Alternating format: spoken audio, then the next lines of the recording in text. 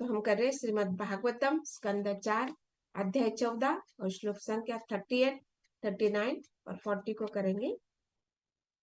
और यहाँ पे ऐसे हम लोग देख रहे हैं कि क्या प्रसंग है कि ये जो राजा वेन है उनका अपने क्षत्रिय धर्म को न निभाने के कारण बहुत ही राज्य में उत्पात हो रहा है। और वो अपने कर्तव्य को न करने के कारण हम देख रहे हैं कि प्रजा कितनी प्रजा में अराजकता फैल गई है। और अविद्या अज्ञान के कारण सभी जो जो नेता है वही अज्ञान में फंसा हुआ है, वही अपने धार्मिक कर्तव्य अपना स्वभाव के अनुसार कार्य नहीं कर रहा है। तो उसके अनुसार प्रजा भी जो है, मतलब जब एक नेता गलत कार्य करता है तो उसके अनुयायी भी उसके अनुसार गलत कार्य करती है।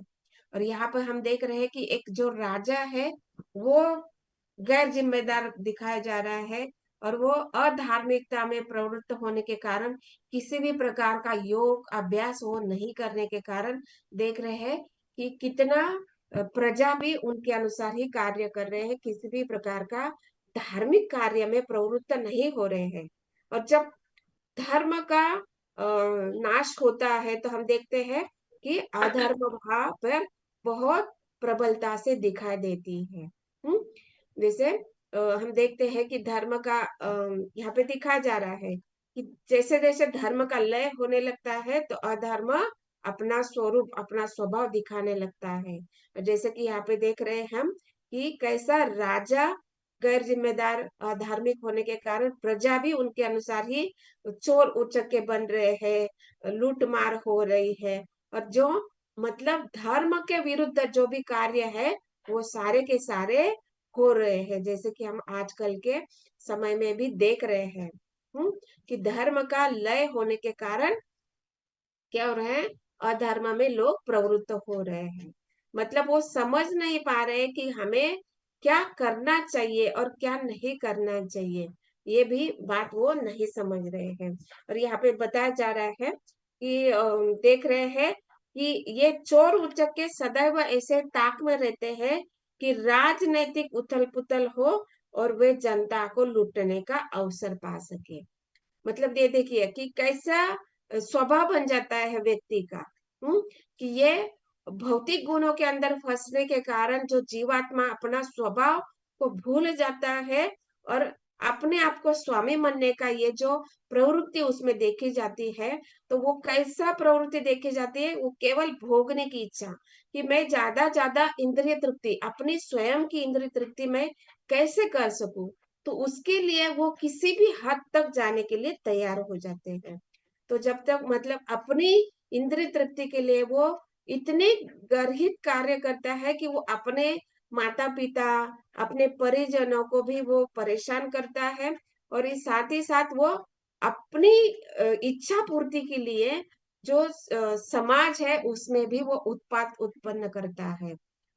मतलब वो धन के लिए वो किसी भी हद तक जाने के लिए तैयार हो जाता है, चोरी करने लगता है, डाका डालने लगता है, केवल धन प्राप्ति। और धन प्राप्ति के लिए, धन प्राप्ति किसके लिए, अपनी जो इच्छा है अपनी इंद्रिय है उसको तृप्त करने के लिए।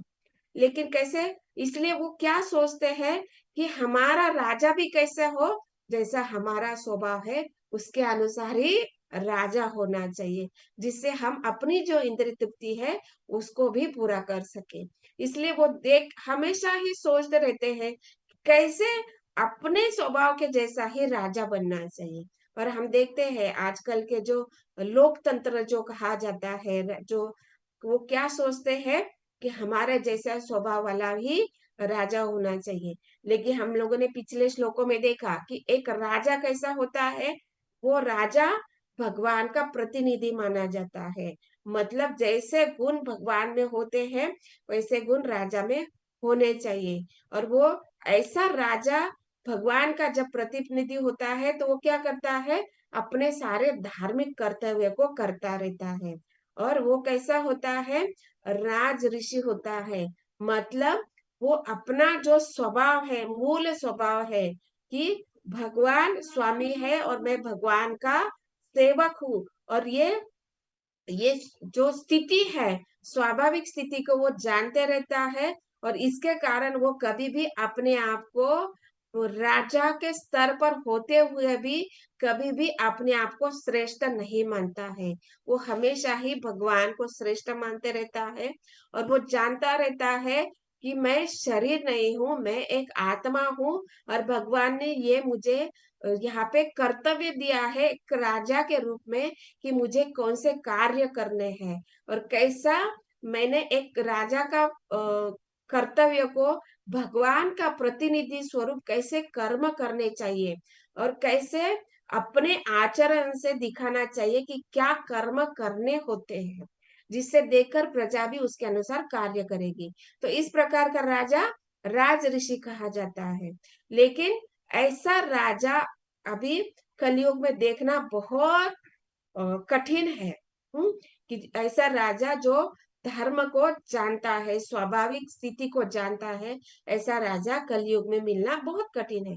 लेकिन हम देख रहे हैं कि ये जो सतयुग, त्रेता युग या द्वापर युग, ये जो पिछले युग हो चुके हैं, इसमें भी ऐसी स्थिति देखी गई है कि जो राजा होता है वो राज ऋषि न होकर वो अपने इंद्रिय तृप्ति के लिए कार्य करता है, और प्रजा के जो प्रति कर्तव्य है उसको भूलकर वो क्या करता है, अपना जो इंद्रिय तृप्ति है, जो आसानी से उसको राज्य प्राप्त हुआ है, जैसे वारसा हक से उसको जो सिंहासन प्राप्त हुआ है, उसका वो गलत उपयोग करता है, मतलब अपने कर्तव्य को नहीं निभाता है, और केवल अपनी इच्छा पूर्ति के लिए कार्य करता है। जैसे राजा का कार्य है जनता से टैक्स लेना, कर स्वरूप धन एकत्र करना। लेकिन कैसे बताया जाता है, जो एक राज ऋषि जो होता है वो क्या करता है, जनता से धन लेकर पुनः वो ब्राह्मणों को, जो जनता जिसकी आवश्यकता है उसके अनुसार वह जो टैक्स रूप में जो लिया हुआ धन है, उसको पुनः दान के रूप में ब्राह्मणों को, वैश्य को, शूद्र को, ये सारा अलग अलग रूप में वो पुनः उस धन को अलग अलग दान के रूप में प्रदान करता रहता है। लेकिन यहाँ पे बताया जा रहा है कि जब राजा अधार्मिक है तो वो क्या करता है, केवल टैक्स लेता है, धन तो जनता से टैक्स के रूप में लेता है, लेकिन उसका वो दान रूप जो करना चाहिए, दान देना चाहिए, ब्राह्मणों को देना चाहिए, वो नहीं करता है। तो इसलिए क्या हो जाता है, पूरी तरह से वो जो धन का रोटेशन होना चाहिए, जो रोटेशन कंप्लीट होना चाहिए ना, वो पूरा नहीं हो रहा है, वो वहां पे खंडित हो रहा है। तो इसके कारण क्या हो जाते हैं, जनता तो केवल टैक्स देती है, लेकिन उसको जो वापस मिलना चाहिए, उसका जो धन स्वरूप, जो दान स्वरूप राजा के तरफ से जो मिलना चाहिए, वो सुविधा के रूप में हो, या सुख सुविधा के रूप में हो, या किसी भी पेमेंट के रूप में होना चाहिए। जैसे हम देखते हैं कि आजकल के युग में जो पेमेंट होता है वो भी बहुत क्षुल्लक होता है।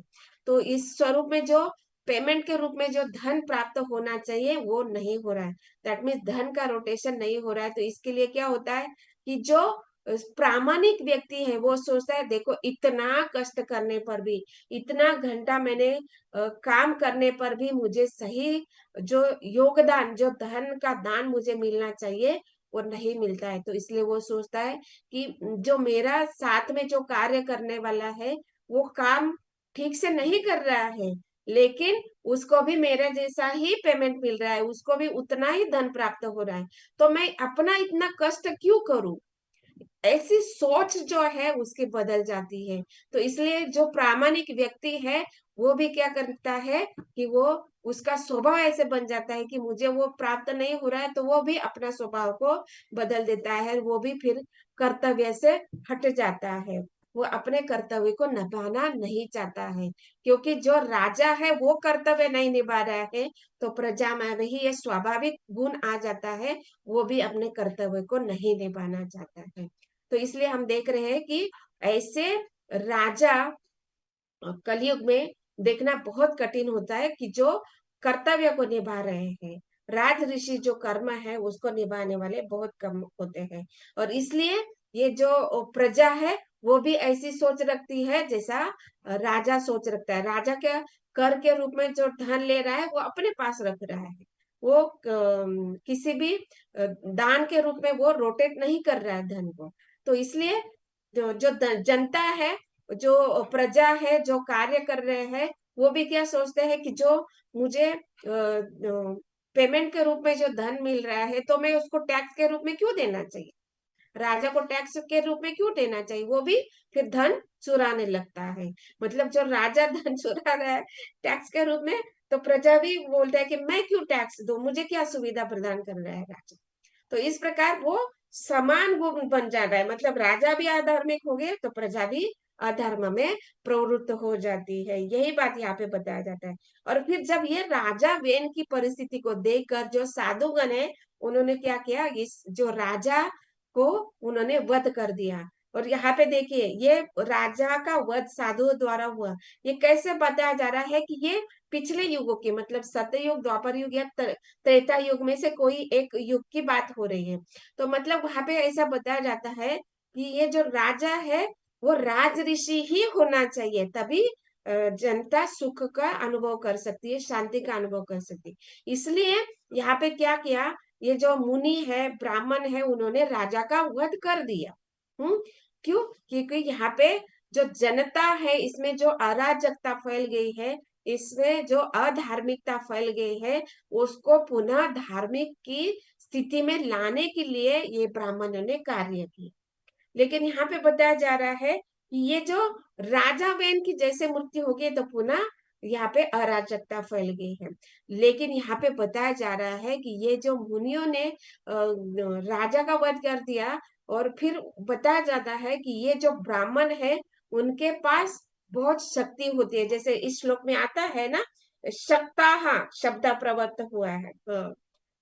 यहाँ पे इस श्लोक संख्या 40 के सेकेंड लाइन में शक्ता शब्द प्रयुक्त हुआ है। दैट मीन्स क्या, इन ब्राह्मणों के पास ऐसी शक्ति होती थी कि वो अपनी मंत्र की शक्ति पर इन सारे चोर उचक के जो है, जो परेशान कर रहे हैं, उनका वो वध कर सकते थे। उनकी उपास वो शक्ति है। जैसे हम देखते हैं कि इतिहास में कितने सारे सारे ब्राह्मण हैं, कि वो श्राप के द्वारा किसी का भी वध कर सकते थे। लेकिन यहाँ पे बताया जा रहा है कि ये जो ब्राह्मण है वो अपने कर्म तथा कर्तव्य को बहुत अच्छी तरह से समझते हैं। उन्होंने, राजा अधार्मिक है तो राजा को हटाने का तो प्रयास किया, मतलब राजा का तो वध कर दिया, लेकिन उन्होंने ये नहीं सोचा कि अभी हम जैसे राजा का वध कर दिया तो अभी हम चौरोचक का भी वध कर देंगे, क्योंकि हम ब्राह्मण हैं और हम अपनी शक्ति के अनुसार ये कार्य कर सकते हैं। और इस प्रकार से जो चोर उच्चक का हम लोगों ने वध किया तो हम अपनी शक्ति के बल पर पुनः वो पुण्य फल प्राप्त कर सकते हैं। नहीं, उन्होंने ये नहीं सोचा। उन्होंने सोचा कि हम लोगों ने राजा को तो हटा दिया है, लेकिन हम अभी चोर उच्चक का वध नहीं कर सकते, क्योंकि ये कर्तव्य हमारा नहीं है, ये क्षत्रिय का कर्तव्य है। और ब्राह्मणों का कर्तव्य क्या है, यजन याजन पठन पाठन दान देना दान लेना। तथा उनका स्वभाव कैसे बताया जाता है, शांति प्रियता, तपस्या का स्वभाव होता है। ऐसे अनेक अनेक स्वभाव को बताया जाता है। और वो अपनी स्वाभाविक स्थिति को वो जान रहे थे कि ये कर्तव्य हमारा नहीं है, ये क्षत्रिय का कर्तव्य है कि हमारी जो प्रजा है उसका संरक्षण कैसे किया जाए। ये जो लूटपाट वहां पे बनी हुई है, लूटपाट की जो परिस्थिति वहां पे उत्पन्न हुई है, चोर उच्चों के द्वारा जो जनता को लूटा जा रहा है धन के रूप में, अलग अलग रूप में जो लूटपाट हो रही है, उसका रक्षा करने का कर्तव्य एक क्षत्रिय का है। तो उसको, ये क्षत्रिय का कर्तव्य हमें अपने हाथ में नहीं लेना है। इस प्रकार से ये ब्राह्मण सोच रहे हैं।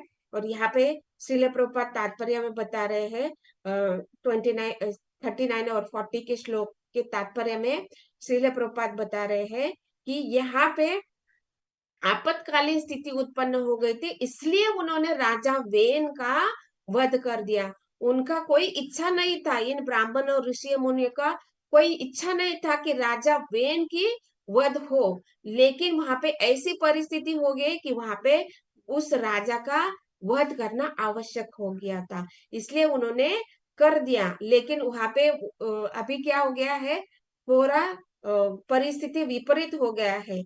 तब भी वो ब्राह्मण अपना कर्तव्य को निभा रहे थे कि वो उन्होंने ये नहीं सोचा कि हम इन सारे चोर उचकों का वध कर दें। जैसे जो ब्राह्मण अपने स्वभाव को निभा रहे हैं, लेकिन क्षत्रिय जो है वो अपने कर्तव्य का पालन नहीं कर रहे थे।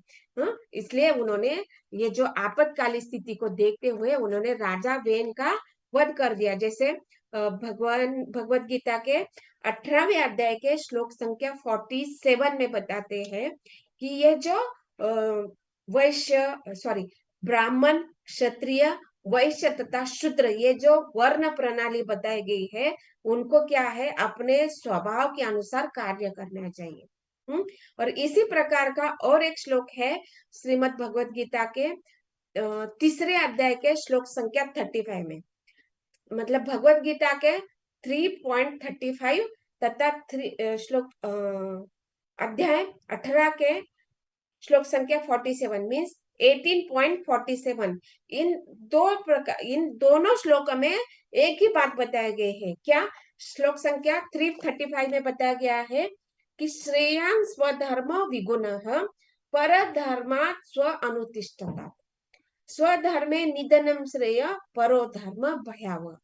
मतलब क्या बताया जा रहा है कि श्रेयान् स्वधर्म मतलब अपना जो स्वाभाविक धर्म है उसको कितना भी दोषपूर्ण ढंग से संपन्न करने पर भी कैसे श्रील प्रभुपाद कैसे अनुवाद कर रहे हैं 335 में, अपने नियत कर्मों को दोषपूर्ण ढंग से संपन्न करना भी अन्यों के कर्मों को भली भांति करने से श्रेयस्कर है। क्या बताया जा रहा है कि अपना जो स्वाभाविक कर्म है उसको हमें कैसा है, भले ही हम उसको दोषपूर्ण ढंग से मतलब कितना भी गलत तरीके से या कभी कभी उसमें त्रुटियां हो जाती है, उसको करना चाहिए। कैसे करना चाहिए? अन्यों को कर्मों को, अन्यों के जो कर्म है उसको भली भांति करने से श्रेयस्कर बताया जाता है। मतलब दूसरों का जो कार्य है, जैसे हम इसको कैसे समझेंगे इस लाइन को, जैसे ब्राह्मण है, ब्राह्मणों का कर्तव्य क्या है, यजन याजन पठन पाठन दान देना, दान करें।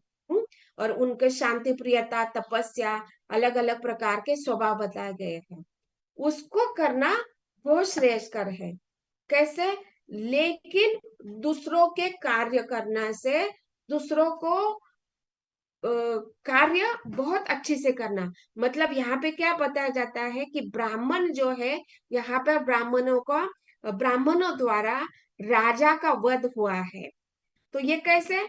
मतलब उन्होंने अपना कर्तव्य को छोड़कर क्षत्रिय का कर्तव्य अपनाया है। लेकिन यहाँ पे कैसे, क्यों उन्होंने ऐसा किया?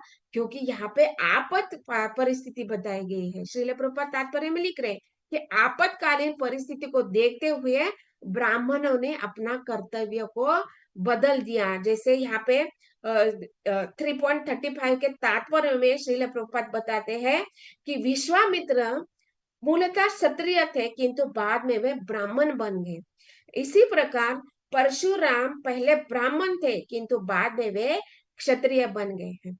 मतलब क्या बताया जाता है कि किस प्रकार की परिस्थिति है उसके अनुसार वर्ण तथा आश्रम को बदल सकते हैं। लेकिन कब बदला जा सकता है?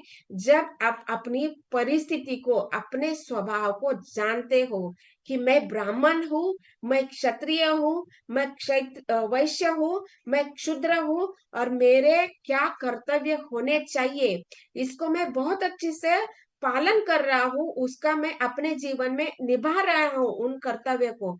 लेकिन परिस्थिति अगर आपातकालीन है, परिस्थिति अगर विपरीत है, उस समय ऐसा हो जाता है कि निर्णय लेना ही पड़ता है। तब हम अपने वर्ण तथा आश्रम को बदलकर किसी वर्ण आश्रम का हम कार्य कर सकते हैं। लेकिन जब हम अपनी पूर्ण कृष्ण भावना भावी चेतना में स्थित होना बहुत आवश्यक है। जैसे यहाँ पे ब्राह्मणों ने दिखाया कि उन्होंने क्षत्रिय का धर्म अपना लिया, उन्होंने राजा का वध कर दिया, राजा वेन का।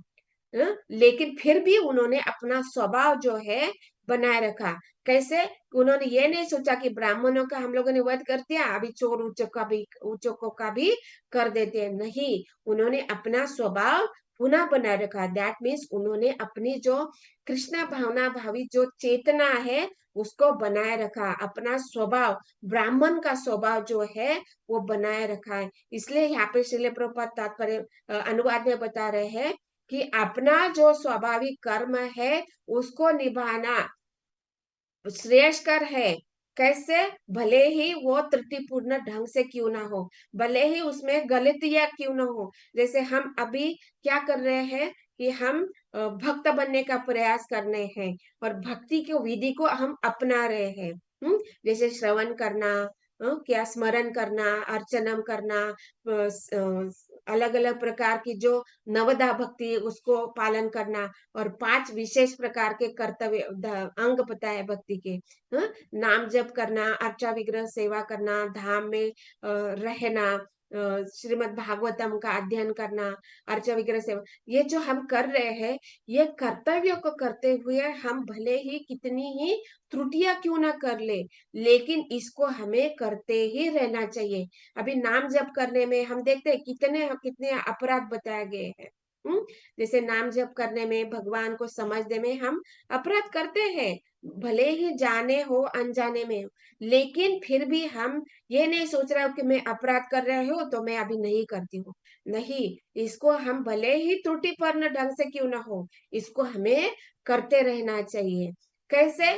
कि हम ये सोचना नहीं चाहिए कि मैं गलती करती हूँ तो अभी मैं करना छोड़ देती हूँ।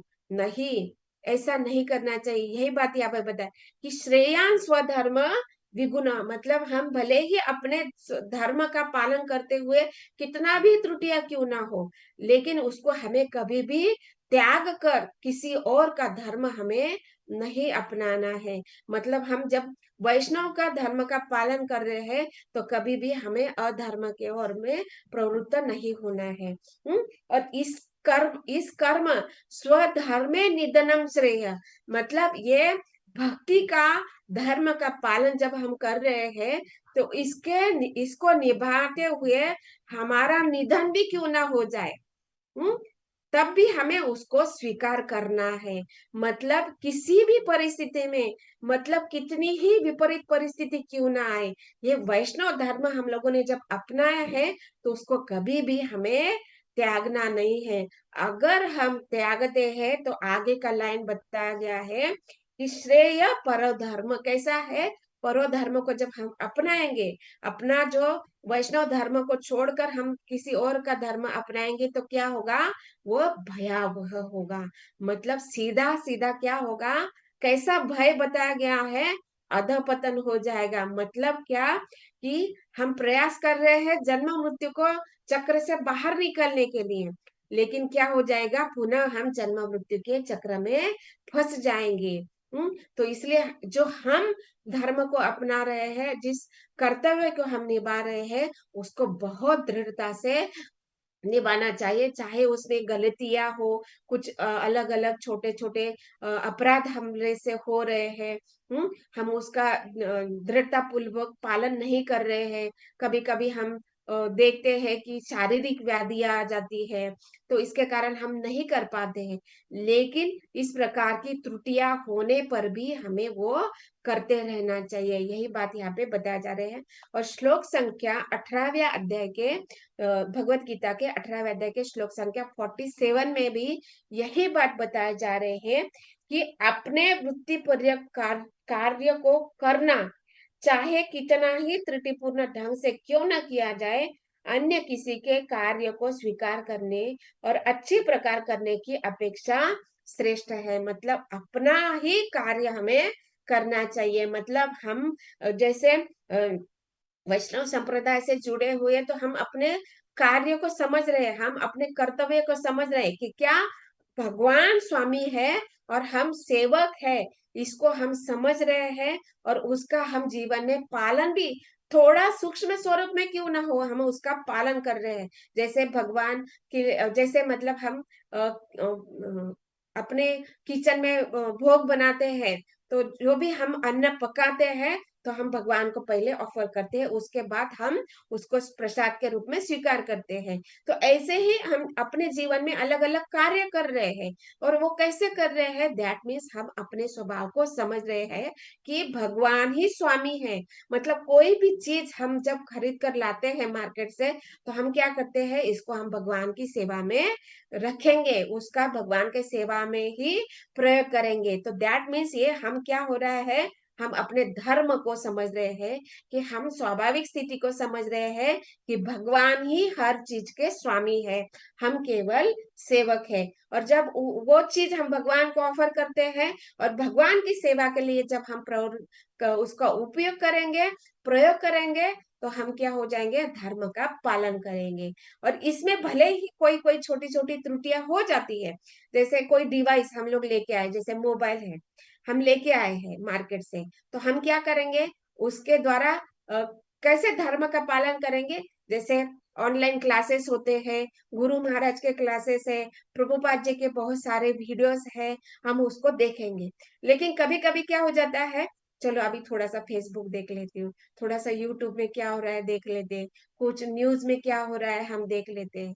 तो दैट मीन्स क्या हो रहा है, ये थोड़ा सा हम कैसे प्रवृत्ति हो रहे हैं, थोड़ा सा हम देख लेते हैं।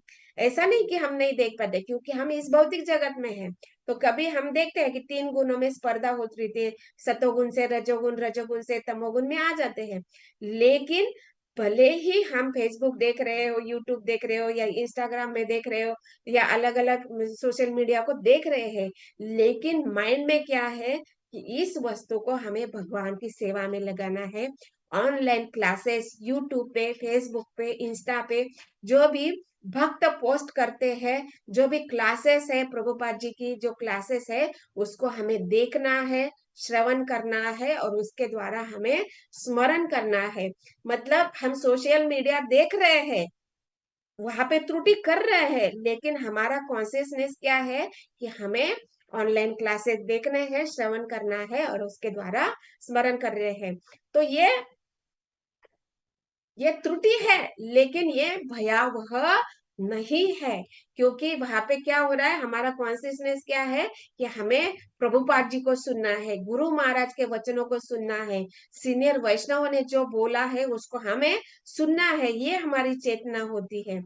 लेकिन हम ये सोचेंगे कि नहीं, ये वस्तु जो मोबाइल है या लैपटॉप है, ये भौतिक वस्तु के लिए बनी है, इसमें तो सारे गलत गलत चीजें दिखाई जाती है, तो हम क्यों फेसबुक देखना है, क्यों यूट्यूब देखना है, हम इंस्टाग्राम पे नहीं जाएंगे, ये हमें नहीं सोचना है। दैट मीन्स हम पूरा यूट्यूब देखना, इंस्टाग्राम देखना, या क्या है वो, उसको फेसबुक को देखना हम छोड़ना नहीं चाहेंगे। मतलब कि उसमें सारे गलत गलत चीजें आते हैं, तो हम लैपटॉप क्यों खरीदना है, क्यों मोबाइल चाहिए, हम ऐसा नहीं कर सकते हैं। दैट मीन्स हम उसको चीज को त्यागना नहीं है, उस चीज को स्वीकार कर कर भगवान की सेवा में हमें जुटाना है। तो अगर हम उस चीज को त्याग देंगे, मतलब मोबाइल ही नहीं खरीदेंगे, लैपटॉप नहीं लेंगे, तो हम लोग ऑनलाइन क्लास कैसे कर पाएंगे, कर पाएंगे क्या, हमारे पास मोबाइल ही नहीं है तो हम लोग ऑनलाइन कर क्लास नहीं कर पाएंगे। दैट मीन्स ये क्या हो रहा है कि हम अपना स्वभाव को भी बनाए रख रहे हैं और भौतिक चीजों को भी भगवान की सेवा में लगा रख रहे हैं। दैट मीन्स हम अपने धर्म को बहुत अच्छे से पालन कर रहे हैं। यहाँ तक कि मतलब हम मोबाइल और ये चीजों को त्यागने से भी ये श्रेयस्कर बताया जाता है। मतलब त्यागना एक बात है और उसको अपना कर भगवान की सेवा में लगाना, ये एक बात बताए जा रहे हैं। और जब हम इस प्रकार से अपने कर्म को निभाएंगे, तो ये इससे क्या हो जाता है, भगवान प्रसन्न हो जाते हैं। और इसके अनुसार मतलब हम अपने स्वभाव को भी बनाए रखते हैं,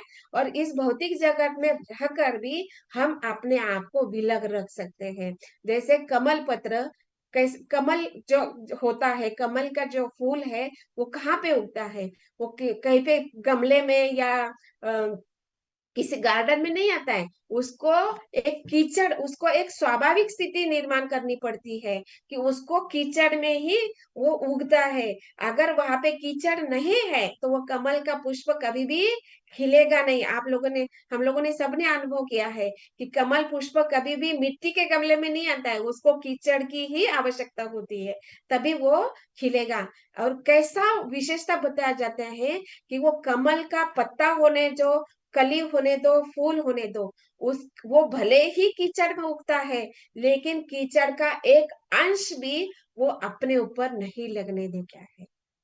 तो उसी प्रकार जब हम इस भौतिक जगत में है, तो हमें कैसा है, कमल के जैसे हमें जीवन जीना चाहिए। भौतिक जगत में बहुत असुविधा है, त्रुटि है, दोष है, सब कुछ है, दुख है, सब कुछ है, लेकिन हमें कैसा है, उसको बिना स्पर्श किए अपने आप को इतना दृढ़ बनाना है कि वो चीज जो है, ये दुख है, जो कष्ट है, ये सारे जो अधर्म है, इससे भी अपने आप को विलग रखना है। जिस प्रकार कमल वो कीचड़ को छूता नहीं है, जबकि उसको खिलने के लिए उस कीचड़ की आवश्यकता है। उसी प्रकार इस भौतिक जगत में हम रहते हुए भी, हम अधार्मिक प्रवृत्ति के लोगों में साथ रहते हुए भी, इस तीन गुणों में फंसे होने के बाद भी, माया के जंजाल में, दुर्गा, ये जो दुर्ग है, माया का दुर्ग, माया के द्वारा बनाया गया जेल में हम रह रहे हैं, फिर भी अपने आप को धर्म में प्रवृत्त रखकर कीचड़ के समान हमें श्रेष्ठ बना के रखना है। और इससे क्या होगा, इससे हम अपनी जो धार्मिक स्वाभाविक सिद्धि है उसको हम बनाए रखेंगे। और इस बात को, ये सारा जो ज्ञान है, ये ब्राह्मण बहुत अच्छे से जानते हैं कि हमारा स्वभाव क्या है, क्षत्रिय का स्वभाव क्या है, और उनको अपने कार्य कैसे करने होते हैं, ये सब कुछ जानते हैं। और इस प्रकार का ज्ञान होने के कारण उन्होंने केवल आपातकालीन परिस्थिति को देखकर राजा का तो वध कर दिया, मतलब यहाँ पे उन्होंने त्रुटि का तो पालन किया, लेकिन फिर भी अपनी जो प्रवृत्ति है उसको उन्होंने छोड़ा नहीं है। उन्होंने चोर उच्चकों का वध नहीं किया है। दैट मीन्स अपनी जो परिस्थिति है, अपना जो स्वभाव है, उसको वो कर उन्होंने वध किया। लेकिन वहां पे देखिए तात्पर्य में श्रील प्रभुपाद कितनी सुंदर बात बता रहे हैं कि क्या है लास्ट लाइन में, वे चाहते तो अपने मंत्रों के बल से सभी चोर उच्चकों का वध कर सकते। देखिए क्या वर्ड यूज किया है, सभी, मतलब वो पूर्णता, ये जो अधर्म का है वो नाश कर सकते थे, अधर्म का उच्चाटन कर सकते थे। लेकिन उन्होंने आगे क्या बताया है, किंतु उनके मतानुसार यह क्षत्रिय का कर्तव्य है। चोर उच्च का नाश करना ये क्षत्रिय का कर्तव्य है, ये हमारा कर्तव्य नहीं है। और अतः अनचाहे भी वध करने के इस कार्य में उन्होंने भाग नहीं लिया।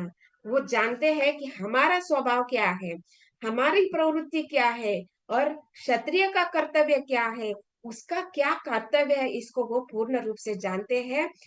इसलिए उन्होंने ये चोर उच्चक का नाश नहीं किया। जबकि अगर वहां पे चोर उच्चक का नाश करते थे तो पुनः धर्म का स्थापना होती थी। और वो जानते हैं, वो ये कार्य किसका है, ये भगवान आते हैं। और जैसे बताते हैं ना कि जब धर्म का नाश होते हैं तो भगवान आते हैं। और क्या श्लोक है वो, किसको याद है? धर्म की ग्लानि होती है तो भगवान आते हैं, भगवत यदा गीता। यदा हि यदा हि धर्मस्य धर्मस्य ग्लानिर्भवति भारत अभ्युत्थानम् लास्ट लाइन क्या आप भूल गई? अभ्युत्थानं हाँ, हाँ। यस। तो मतलब ये कार्य हमारा नहीं है, ये कार्य किसका है, ये भगवान आकर धर्म की स्थापना करने वाले हैं। तो हम अपना कार्य क्या है, यजन याजन पठन पाठन दान दान करो भाई, ये सब करने का लिए भगवान आएंगे ना। क्षत्रिय है, बहुत सारे राजा है, आने वाले राजा है, हम क्यों इसमें पढ़ना चाहिए? इसलिए उन्होंने वहां पे अगर तुरंत मंत्रों के आधार पर शक्ति, मंत्र की शक्ति पर चोर उच्चका का नाश हो जाता तो धर्म की स्थापना हो जाती थी। लेकिन वो जानते हैं कि ये कार्य भगवान करने वाले, इसके लिए हमें नहीं, हम लोग नहीं बने हैं। हम लोग किसके लिए बने? यजन याजन पठन पाठन दान लेना। तो इसलिए हम यज्ञ करेंगे और हमारा जो कर्तव्य है उसको निभाएंगे। और इस प्रकार अपने कर्तव्य को वो समझ रहे हैं और इस प्रकार वो कार्य कर रहे हैं। और इसलिए हम इससे क्या सीख सकते हैं कि हम अपने स्वभाव के अनुसार हमें कार्य करने हैं, चाहे कितना ही त्रुटिपूर्ण गलत उसमें गलत होने दो, अपराध होने दो, कितना भी गलतियां होने पर भी हमें उन कार्यों को, नाम जप करना, अर्चा विग्रह सेवा, सत्संग जो है, श्रीमद् भागवत का श्रवण है, धाम यात्रा है, या नवदा भक्ति जो हम कर रहे हैं, उसको हमें दृढ़ता से करना चाहिए, चाहे उतनी उसमें कितनी ही त्रुटियां होने दो। उसको हमें अपनी स्वाभाविक स्थिति को समझते हुए अपने कार्यों को करते रहना चाहिए। और यही बात यहाँ पे श्रील प्रभुपाद हमें इस तात्पर्य के द्वारा समझाना चाहते हैं। तो ग्रंथराज श्रीमद् भागवतम की जय, श्रील प्रभुपाद की जय। ओम तत्सत।